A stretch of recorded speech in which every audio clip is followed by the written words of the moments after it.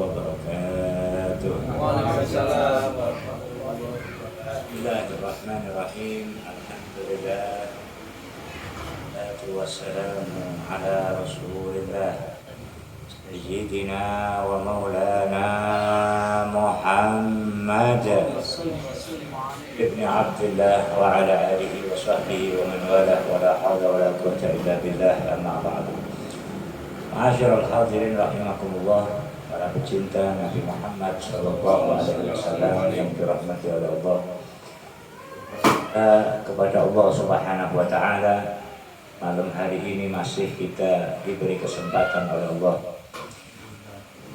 baca sirah perjalanan singkat daripada Nabi besar Muhammad sallallahu alaihi wasallam. Perlu kita untuk memperbanyak diri kita daripada kisah-kisah sejarah tentang Nabi Muhammad sallallahu alaihi wasallam. Bagaimana tidak? Allah Subhanahu wa taala berfirman kepada Nabi Muhammad, wa kullan naqussu min anba'ir rusul ma nusabbitu bihi fu'adak, kata Allah Subhanahu wa taala di dalam Quran. Nabi itu kadang juga betul, Nabi itu tidak seperti manusia pada biasanya. Ada sisi manusiawi dari Nabi Muhammad. Kadang di tengah dakwanya beliau itu merasa hampir-hampir putus asa. Kenapa? Dari banyaknya gangguan yang diterima oleh Nabi. Bahkan paman-pamannya sendiri yang memusuhi, Abu Lahab yang begitu dahsyat permusuhannya kepada Nabi. Maka Nabi itu kadang seringkali merasa sisi manusiawinya itu seakan-akan beliau akan putus asa. Maka disitulah Allah Subhanahu wa taala mengatakan, wa kullan naqussu 'alaika min amba'ir rusul ma nusabbitu bihi fu'adak. Wahai Muhammad, telah aku ceritakan kepadamu tentang kisah-kisah Nabi sebelum kamu. Kisah tentang Nabi Nuh, bagaimana dakwahnya Nabi Nuh selama 950 tahun tidak memberikan hasil kecuali hanya 83 orang yang beriman. Dakwahnya Nabi Musa alaihissalam, di mana beliau mendapat permusuhan daripada Fir'aun dengan bala tentaranya yang begitu kuat. Dakwahnya tentang Nabi ini semuanya diceritakan oleh Allah kepada Nabi Muhammad. Tujuannya untuk apa? Manusabbitu bihi fu'adak, agar imannya Nabi Muhammad ini makin mantap, agar imannya Nabi Muhammad ini, agar Nabi Muhammad gak putus asa lagi. Kenapa? Karena diceritakan kisah-kisah Nabi terdahulu. Nah, sekarang pertanyaannya, siapa yang lebih butuh tentang kisah-kisah Nabi itu, kita atau Nabi Muhammad Shallallahu Alaihi Wasallam? Kalau Nabi, manusia yang paling sempurna di muka bumi, masih dikisahkan tentang nabi-nabi sebelumnya oleh Allah Subhanahu wa taala untuk memperkuat keimanan beliau. Padahal keimanan Nabi Muhammad ini udah paling sempurnanya iman, tidak ada yang lebih tinggi dari Nabi Muhammad. Apalagi kita. Kita itu juga seringkali malas di dalam beribadah, malas di dalam melakukan ini syariat-syariat Nabi Muhammad, syariat. Namun ketika diperdengarkan kepada kita bagaimana Nabi Muhammad, bagaimana para salaf, bagaimana para walinya Allah, maka akan muncul semangat. Walaupun kalau kali sampean ini kelasnya dilu, semangatnya ku dilu. Mari metu oleh sedinorang dina wis ilang maneh. Ya, tapi perlu kita mendengar lebih sejarah hidup daripada Nabi Muhammad Shallallahu Alaihi Wasallam, di mana ketika Anda menceritakan di situ turun rahmat dari Allah Subhanahu wa taala, turun ampunan dari Allah Subhanahu wa taala. Kita perlu banyak tahu kemuliaan apa yang dimiliki oleh Nabi Muhammad. Harus tahu, setiap muslim harus tahu kemuliaan apa sih yang dimiliki Nabi Muhammad. Lalu kita juga harus tahu pengorbanan apa yang dilakukan oleh Nabi Muhammad untuk umatnya. Karena orang itu tidak bakal bisa tambah cintanya kecuali tahu pengorbanan kekasihnya. Kalau tahu kita pengorbanannya Nabi Muhammad luar biasa kepada kita, maka kita tidak akan melepaskan Nabi Muhammad begitu saja. Kenapa orang bisa menyepelekan syariat-syariat Nabi Muhammad, menyepelekan acara-acara maulid, menyepelekan, karena mereka memang tidak kenal sama Nabi Muhammad. Akhirnya mereka menyepelekan. Tapi orang-orang yang kenal dengan Nabi Muhammad, mereka tidak akan menyepelekan sekecil apapun tentang Nabi Muhammad Shallallahu Alaihi Wasallam. Oleh karena itu perlu diperbanyak perbendaharaan kajian sejarah daripada Nabi Muhammad Shallallahu Alaihi Wasallam untuk memunculkan rasa cinta kita kepada Nabi Muhammad Shallallahu Alaihi Wasallam. Para sahabat lihat cintanya kepada Nabi, lihat bagaimana cintanya para sahabat kepada Nabi. Tidak ada. Sampai-sampai dulu ada namanya Zaid bin Dasina. Zaid bin Dasina ini termasuk ada 10 orang yang ditugaskan oleh Nabi Shallallahu Alaihi Wasallam untuk mengajar. Tiba-tiba di tengah jalan mereka diserang oleh orang-orang kafir. Semuanya dibunuh oleh orang-orang kafir. Disisakan 3. Satu Asim, ketua daripada yang diutus oleh Nabi, ketuanya namanya Asim bin siapa saya lupa. Ada Hubayb, ada Zaid bin Dasina. 3 orang ini yang masih hidup. Hubayb di penjara, Dasina juga di penjara. Tinggal Asim, hingga akhirnya beliau dipenggal, bahkan batok kepalanya dipakai untuk minum minuman keras pada orang-orang kafir yang balas dendam atas kematian keluarganya di perang sebelumnya. Ada namanya Zaid bin Dasina. Yang satu lagi, beliau disiksa begitu dahsyat, disayat-sayat setiap tubuhnya hingga dia tidak mampu berbuat apa-apa. Sampai kemudian Abu Sufyan yang waktu itu belum masuk Islam, dia mengatakan, Zaid, gimana menurut kamu? Kalau kamu pulang ke rumah bersenang-senang dengan keluargamu, yang gantikan posisimu ini adalah Muhammad. Muhammad aja yang disiksa. Kan gara-gara Muhammad kamu disiksa seperti ini. Kamu pulang ke rumah bersenang-senang dengan keluargamu, ganti Muhammad yang disiksa seperti ini. Yang tadinya lemas dengan kucuran banyak darah, langsung dia bangkit. Allah, demi Allah, aku tidak ridho kakinya Nabi Muhammad tertusuk duri sementara aku bersenang-senang dengan keluargaku. Tertusuk duri saja aku tidak ridho, apalagi engkau siksa seperti ini. Tidak, siksa aku, bunuh saya, siksa saya semau Anda. Maka orang-orang kafir saat itu merasa heran, sehingga Abu Sufyan mengatakan apa? Ma ra'aitu ahadan yuhibbu ahadan ka ashabi Muhammadin Muhammadah. Saya tidak pernah melihat cintanya manusia kepada manusia yang lain melebihi cintanya sahabat-sahabat Muhammad kepada Muhammad Shallallahu Alaihi Wasallam. Cinta yang begitu luar biasa.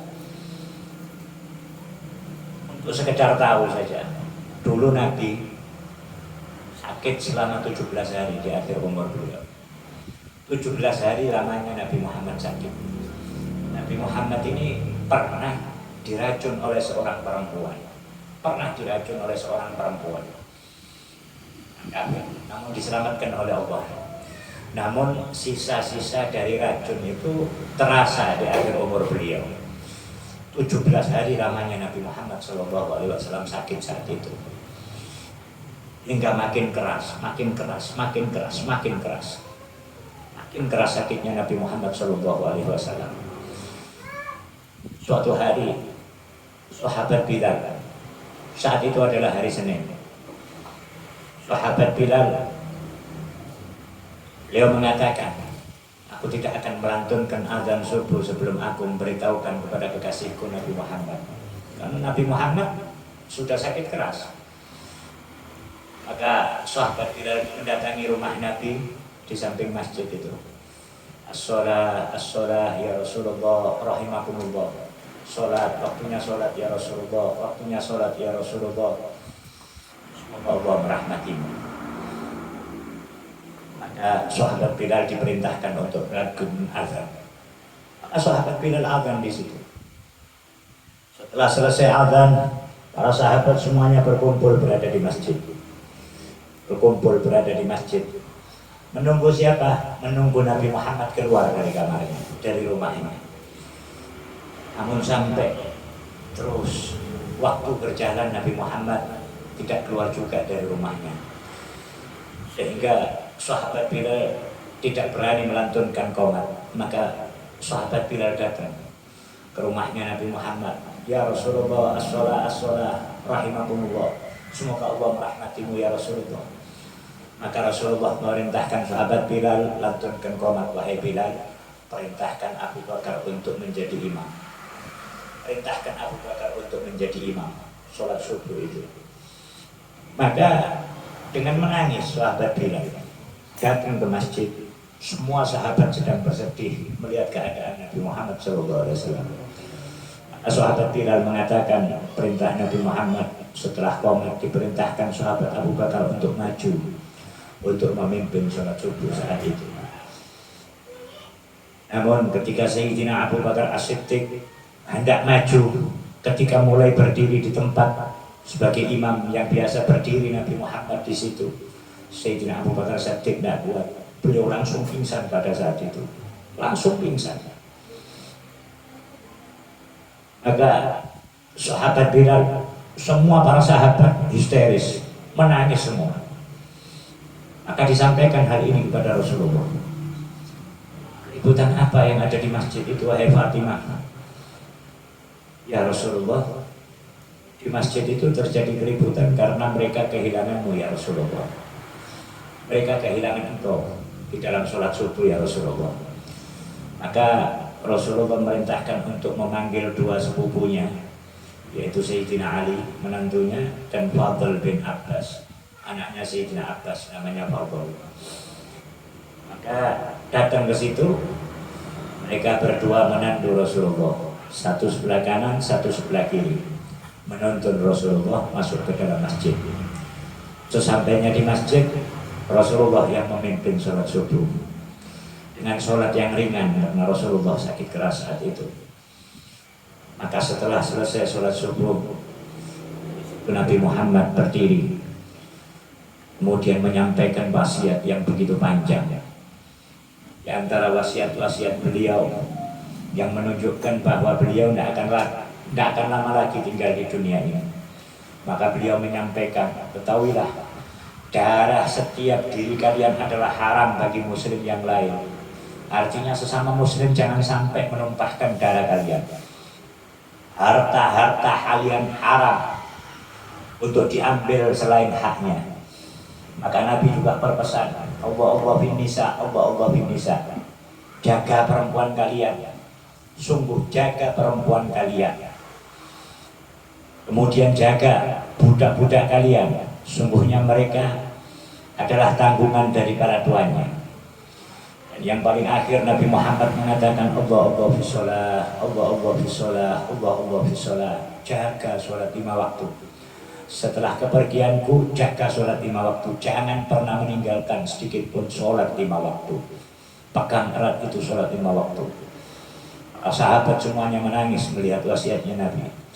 Maka Nabi minta digendong, ditandu lagi untuk pulang ke rumahnya. Maka para sahabat berdiam, sedih mereka. Maka pulang ke rumahnya Nabi Muhammad SAW. Sampai di rumahnya, Allah Subhanahu wa Ta'ala merintahkan Israel, ya Israel, datang kepada kekasihku Muhammad, cabut nyawanya jika dia mau. Izinlah kamu sebelum mencabut nyawanya.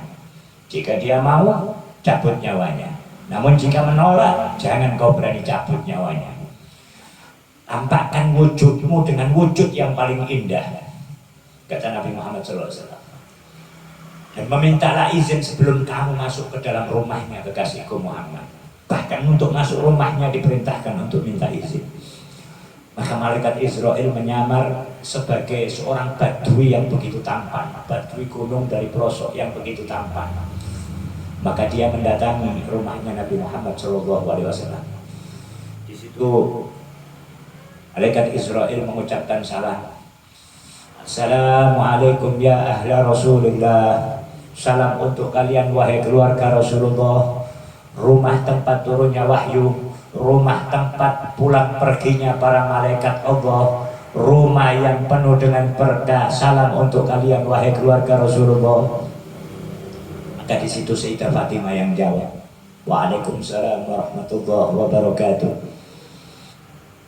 Mungkin Anda tidak tahu, saat ini Rasulullah sedang sakit, ayahku sedang sakit keras, ayahku tidak bisa menemui tamu, mohon maaf ya, lain kali saja datangnya. Maka malaikat Israel mengucap salam yang kedua dengan salam yang sama. Izinkan saya masuk, kata malaikat Israel. Maaf, mungkin Anda orang jauh, ayah saya ini sedang sakit keras. Maka yang ketiga kalinya malaikat Israel mengatakan, Assalamualaikum ya ahla Rasulillah. Tolong izinkan saya masuk karena saya harus masuk, kata malaikat Israel. Yang ketiga ini Nabi Muhammad SAW kemudian memanggil Fatimah. Wahai Fatimah, tahukah kamu siapa yang di luar? Tidak wahai ayah, tapi suaranya membuat aku ketakutan. Ketahuilah, yang di luar adalah orang yang memutuskan kenikmatan-kenikmatan dunia. Yang di luar adalah pemisah antara kenikmatan dunia. Yang di luar adalah yang memisahkan antara seorang anak dengan ayahnya, yang memisahkan antara seorang istri dengan suaminya. Dia adalah pemakmur kubur, yaitu malaikat Israel alaihissalam. Maka Sayyidah Fatimah menangis di situ, tahu malaikat Israel mendatanginya. Maka diperintahkan untuk masuk malaikat Israel. Maka ketika masuk, Nabi Muhammad bertanya, wahai Israel, kamu ini ingin menziarahi aku karena sakit, atau kamu ingin mencabut rohmu? Maka Israel menjawab, keduanya ya Rasulullah. Tapi Allah memerintahkanku untuk meminta izin terlebih dahulu. Jika engkau berkehendak, aku akan mencabutnya. Namun jika tidak, aku akan kembali ya Rasulullah. Maka Nabi Muhammad terdiam di situ. Lalu Nabi Muhammad bertanya, wahai Israel, aina Jibril? Di mana temanku Jibril? Di mana temanku? Saat ini kok tidak datang Jibril? Ya Rasulullah, saat ini malaikat Jibril sedang sibuk di langit. Kenapa? Karena seluruh penduduk langit semuanya bertakziah untukmu melalui malaikat Jibril alaihissalam. Maka tidak lama kemudian turun malaikat Jibril, turun mendekati Nabi Muhammad SAW. Maka Rasulullah mengatakan kepada malaikat Jibril, wahai Jibril, absyirli ya wahai Jibril, berikan kabar gembira untukku wahai Jibril, berikan kabar gembira untukku. Maka malaikat Jibril menceritakan, ya Rasulullah, saat ini semua bidadari sedang berhias untuk menyambut rohmu ya Rasulullah. Semua surga wajib untuk dibuka dan dihias untuk menyambut rohmu ya Rasulullah. Semua itu dipersiapkan khusus untukmu ya Rasulullah. Nabi SAW sama sekali tidak terlihat senang. Nabi justru terdiam. Maka malaikat Jibril mengatakan, ya Rasulullah, apakah engkau tidak senang dengan berita itu? Ya wahai Jibril, bukan itu yang aku inginkan. Lalu apa ya Rasul? Maka Rasulullah mengatakan, man li ummati ba'di ya Rasul, ya Jibril, siapa dan bagaimana keadaan umatku setelah sepeninggalku itu, nanti siapa yang menjaga mereka? Bagaimana keadaan umatku nanti sepeninggalku wahai Jibril? Itu yang aku pikirkan. Maka Allah Subhanahu wa ta'ala menurunkan wahyu kepada Nabi Muhammad, Bashir Habibi, berikan kabar gembira kepada kekasihku Muhammad, Nila ahduluhu fi ummati abada. Sungguh aku Allah tidak akan pernah menghinakan umatnya Nabi Muhammad selama-lamanya. Umatnya Nabi Muhammad tidak akan pernah dihinakan selama-lamanya. Wa basyirhu, dan berikan juga kabar gembira kepada kekasihku Muhammad, annahu awalun nas kharijan minal ardi idza bu'itsu wa sayyiduhum idza jumi'u. Berikan kabar gembira kepada kekasihku Muhammad bahwasanya dia adalah manusia yang pertama kali akan aku bangkitkan dari alam kubur. Manusia yang pertama kali dibangkitkan dari alam kubur adalah Nabi Muhammad. Wa sayyiduhum idza jumi'u, dan Nabi Muhammad akan memimpin seluruh umat manusia mulai Nabi Adam sampai hari kiamat.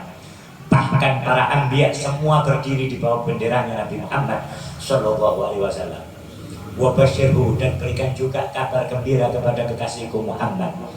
Innal jannata muharramatun ala umamin hatta tadkhuluha anta wa ummatuk.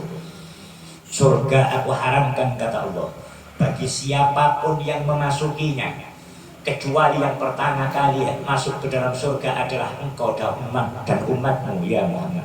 Wahai Rasulullah, mendengar jaminan Allah ini, Nabi Muhammad tersenyum.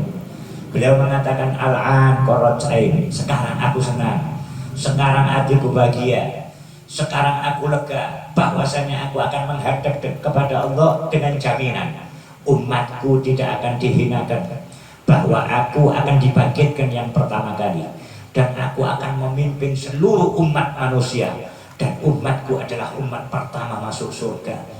Sekarang aku sudah siap, wahai Israel, aku sudah siap untuk Ar-Rafiqil A'la, Ar-Rafiqil A'la, bertemu dengan Allah Subhanahu wa Ta'ala, penciptanya. Maka di situ Nabi Muhammad bersiap-siap. Ketika malaikat Israel mulai mencabut roh beliau, maka di situ mulailah perjalanan roh. Terus ditarik naik ke atas, hingga ketika rohnya Nabi Muhammad sampai di lutut, beliau mulai merasa kesakitan. Terus gitu. Terus ketika ditarik hingga sampai di dada beliau merasa kesakitan. Lalu Nabi Muhammad bertanya, wahai Israel, pelankan tarian, wahai Israel, tolong pelankan kamu kalau narik roh, wahai Israel. Maka malaikat Israel mengatakan, ya Rasulullah, demi Allah, tidak ada satupun manusia yang aku cabut lebih lembut dari caraku mencabut rohmu ya Rasulullah. Tidak ada satupun, baik sebelum kamu maupun setelahmu ya Rasulullah. Maka di situ Nabi Muhammad kembali sedih. Nabi Muhammad kembali menangis. Nabi Muhammad lalu mengatakan, wahai Israel, kalau begitu, kalau memang sesakit ini mencabut roh, maka itu berarti nanti umatku juga merasa sakit ketika ditarik rohnya. Jauh lebih sakit dari ini ya Rasulullah. Maka Nabi Muhammad mengatakan kepada Israel, ya Israel, syaddid alayya wa khafif ala ummati. Hei Israel, kamu tarik rohku dengan keras. Keraskan kamu menarik rohku, terserah kamu. Akan tetapi nanti rohnya umatku tolong kamu ringankan, wahai Israel. Separuh sakitnya sakaratul maut sudah ditanggung oleh Nabi Muhammad Shallallahu Alaihi Wasallam. Bahkan sampai sakaratul maut, Nabi Muhammad yang diingat adalah kita umatnya. Hingga kemudian Nabi Muhammad Shallallahu Alaihi Wasallam tercabut roh beliau yang suci. Maka di situ diberikan kabar kepada para sahabat. Sayyidina Ali duduk terdiam tanpa mampu berkata apa-apa. Sayyidina Utsman terdiam. Semua sahabat terdiam. Ada yang menangis. Ada Sayyidina Umar yang langsung kehilangan akal saat itu. Barang siapa yang mengatakan Muhammad telah meninggal, telah mati, maka akan aku tebas batang lehernya dengan pedang ini. Satu-satunya sahabat yang paling tenang saat itu, walaupun dalam keadaan sedih yang besar, hanya Sayyidina Abu Bakar As-Siddiq. Sayyidina Abu Bakar As-Siddiq yang bisa menenangkan keluarga Nabi. Sayyidina Abu Bakar As-Siddiq yang bisa menenangkan para sahabat. Sayyidina Abu Bakar As-Siddiq yang bisa menenangkan gejolak daripada kemarahan Sayyidina Umar bin Khattab. Maka Sayyidina Abu Bakar As-Siddiq melihat daripada jenazah Nabi Muhammad Shallallahu Alaihi Wasallam, video jasadnya Nabi Shallallahu Alaihi Wasallam.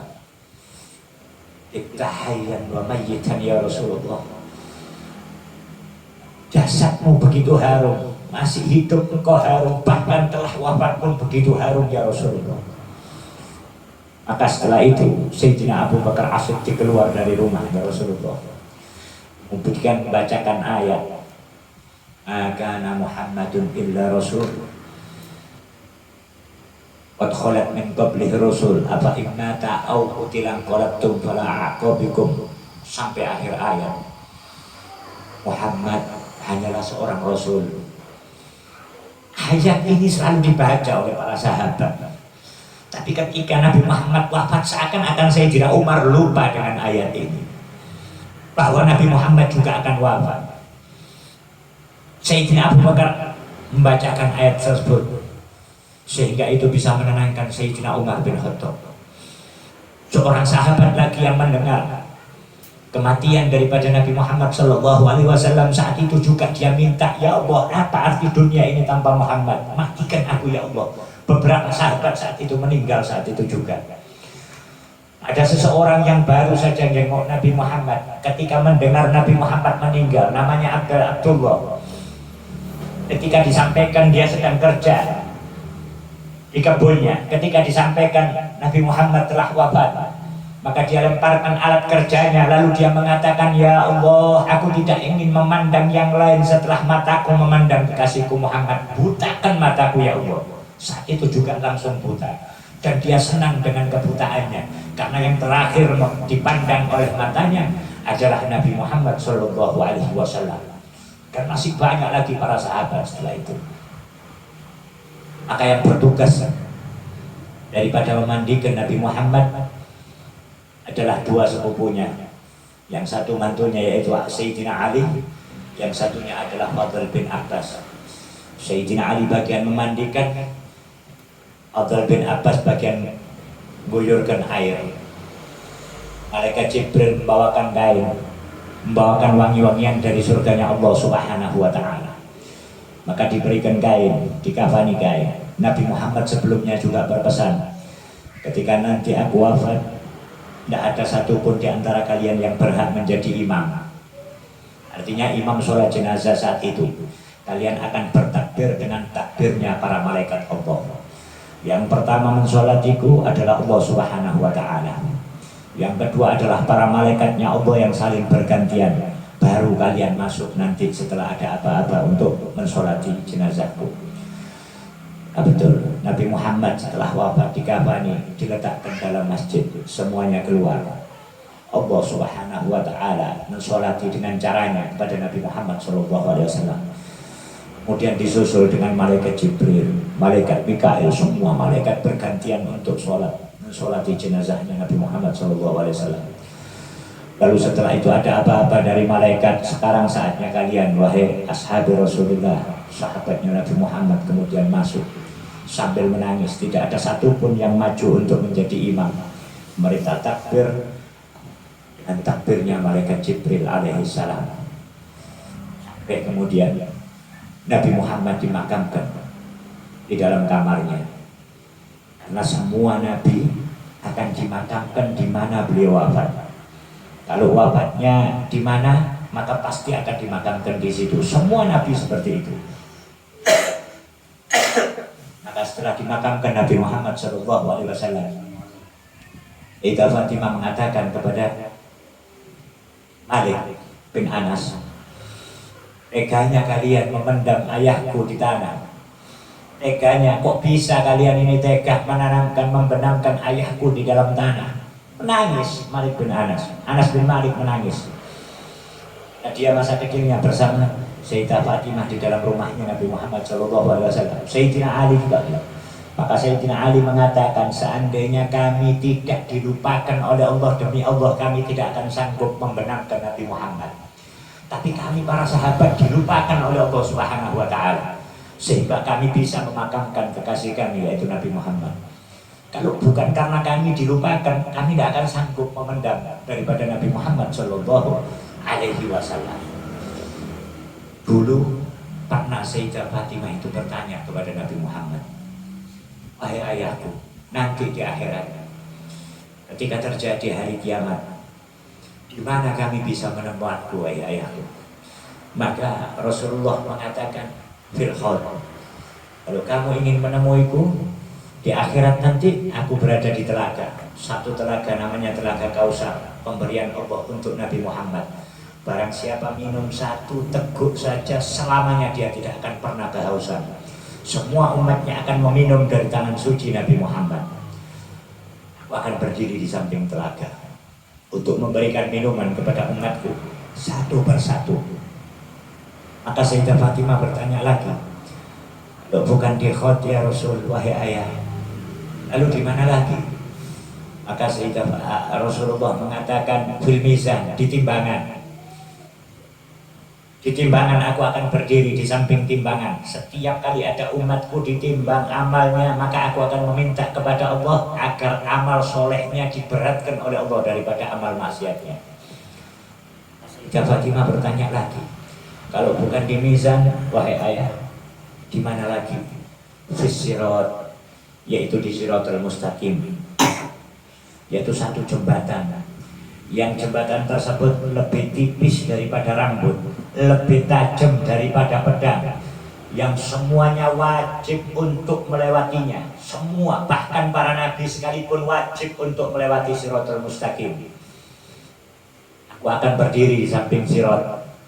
Setiap kali ada umatku lewat di Siratal Mustaqim, aku akan berdoa meminta kepada Allah, salim, salim, salim ya Rabb, salim, selamatkan ya Allah, selamatkan ya Allah, selamatkan ya Allah. Tiga tempat ini nanti Nabi Muhammad SAW berada. Artinya apa? Begitu dahsyatnya cinta Nabi Muhammad kepada kita. Cintanya Nabi Muhammad kepada kita ini lebih dari cintanya bapak ibu kita kepada kita. Tidak ada bandingannya. Lebih dari cintanya bapak dan ibu kita. Nanti Nabi Muhammad tugasnya ada membuka pintu surga. Semua nabi dikasih mimbar untuk masuk ke dalam surga. Semuanya naik di atas mimbar. Tapi hanya satu mimbar yang selalu kosong, yaitu mimbar yang paling bagus, mimbar yang paling indah, tempat duduknya Nabi Muhammad. Kemana Nabi Muhammad? Nabi Muhammad sibuk menyadari umatnya. Bukan hanya yang dikumpulkan di padang mahsyar, bahkan ada yang sudah terlanjur masuk ke dalam neraka, Nabi Muhammad turun masuk ke dalam neraka. Itu apa? Menyelamatkan. Penjaga neraka heran. Dia mengatakan, apa ya Rasulullah, tidakkah kau sisakan satu umatmu untuk tinggal di neraka? Ila ardo wa wahidun min ummati finnar. Aku tidak ridho kalau sampai satu saja umatku tertinggal di neraka. Aku tidak ridho, tidak ridho. Semuanya diselamatkan oleh Nabi Muhammad SAW. Para nabi tidak bisa masuk surga kecuali harus nunggu Nabi Muhammad SAW. Ini semua pengorbanan Nabi Muhammad untuk kita. Lalu bagaimana dengan kita? Dengan mengetahui pengorbanan Nabi Muhammad untuk kita, sungguh kita harus mulai meringankan langkah kita untuk menuju ke tempat-tempat yang diridhoi oleh Nabi Muhammad. Para aulianya Allah, para orang-orang soleh itu, mereka bisa beribadah dengan begitu hebat, dengan begitu luar biasa. Cuma satu modalnya. Apa? Modalnya adalah cinta yang besar kepada Nabi Muhammad. Makanya mereka mudah di dalam beramal. Kulo kali sampean iki abot, mau beramal itu abot. Kenapa? Karena Nabi Muhammad itu tipis dalam hati kita. Makanya berat. Mau melakukan ini berat, melakukan itu berat, melakukan ini berat. Orang-orang soleh itu begitu mudah mereka melakukan. Kenapa? Karena cintanya begitu besar di dalam hatinya. Ini yang mendorong mereka untuk melakukan amal-amal soleh yang begitu dahsyat. Oleh karena itu sedikit demi sedikit terus tumbuhkan cinta kita. Jangan sampai satu minggu sampai Anda mendengar kisah Nabi Muhammad, jangan sampai. Terus harus dengar. Walaupun sampai Anda paham artinya maulid, dengarkan, agungkan. Karena di dalamnya adalah sifat-sifat Nabi Muhammad SAW. Insya Allah hati Anda akan terbuka. Dalam pembacaan kitab-kitab maulid, yang penting khusyuk, yakini ini sifat-sifatnya Nabi Muhammad. Ini yang diceritakan adalah Nabi Muhammad. Maka Anda akan mendapatkan berkah di situ. Jangan sampai satu minggu tidak mendengarkan tentang Nabi Muhammad, jangan sampai. Maka kita akan menjadi orang yang rugi. Kita akan semakin jauh dari Nabi Muhammad SAW. Mudah-mudahan Allah Subhanahu wa Ta'ala memenuhi hati kita dengan cinta kepadanya. cinta kepada Nabi Muhammad Shallallahu Alaihi Wasallam, sehingga Allah Subhanahu Wa Taala memberi kemudahan kepada kita untuk melaksanakan perintah-perintahnya, menjauhi segala larangannya. Semoga Allah menjaga keluarga kita, anak-anak kita dijadikan sebagai anak-anak yang soleh, anak-anak yang solehah, dijadikan sebagai anak-anak yang mencintai Nabi Muhammad begitu dahsyat, lebih daripada mencintai diri kita. Mudah-mudahan Allah Subhanahu Wa Taala menjadikan anak-anak kita anak-anak yang amil, anak-anak yang soleh dan solehah, anak-anak yang bertakwa kepada Allah, anak-anak yang kaya raya terutama hatinya, anak-anak yang sabar, anak-anak yang menjadi wali atau waliyah. Amin amin ya rabbal alamin. Mudah-mudahan Allah Subhanahu Wa Taala merahmati orang tua kita yang telah meninggal dunia, diampuni dosanya, ditinggikan derajatnya, dikumpulkan bersama Nabi Muhammad. Yang masih hidup dirahmati oleh Allah, yang masih hidup dipanjangkan umurnya oleh Allah, diberi kesehatan oleh Allah Subhanahu Wa Taala, dipanjangkan umur oleh Allah Subhanahu Wa Taala, dan nanti ketika wafat diberikan kepada mereka husnul khotimah. Amin amin ya rabbal alamin. Ya Allah, di majlis yang kecil ini ya Allah, di majlis yang sederhana ini ya Allah, kami mengaku banyak dosa ya Allah. Ampuni dosa-dosa kami ya Allah. Jika yang berhak meminta ampun kepadamu adalah hamba-hambamu yang soleh, lalu kepada siapa kami mohon ampun kepadamu ya Allah? Ya Allah, kami tidak punya apa-apa ya Allah, kami tidak punya amal ya Allah, kami tidak punya apa-apa ya Allah. Yang kami andalkan hanya Nabi Muhammad Sallallahu Alaihi Wasallam. Ya Allah, penuhi hati kami dengan cinta kepada Nabi. Ya Allah, jadikan Nabi Muhammad memandang hati kami, jadikan Nabi Muhammad mencintai kami ya Allah. Ya Allah, jangan jadikan kami hamba-hamba yang buat sedih Nabi Muhammad ya Allah. Ya Allah, kumpulkan kami nanti di akhirat bersama Nabi Muhammad Sallallahu Alaihi Wasallam. Itu harapan tertinggi bagi kami ya Allah. Ya Allah, mudahkan segala urusan kami, perbaiki keadaan kami ya Allah. Makin hari makin baik, tambah minggu tambah baik, tambah bulan tambah baik ya Allah. Ya Allah, suatu saat kami pasti akan merasakan yang namanya kematian ya Allah. Ya Allah, akhiri hidup kami dengan baik ya Allah, akhiri hidup kami dengan husnul khotimah ya Allah. Dan ketika kami masuk ke dalam kuburan ya Allah, jadikan Nabi Muhammad yang menjemput jenazah kami ya Allah. Jadikan Nabi Muhammad yang menjemput jenazah kami ya Allah, dalam keadaan bahagia, dalam keadaan senang kepada kami ya Allah. Amin amin ya rabbal alamin. Bismillahirrahmanirrahim. Alhamdulillahirabbil alamin.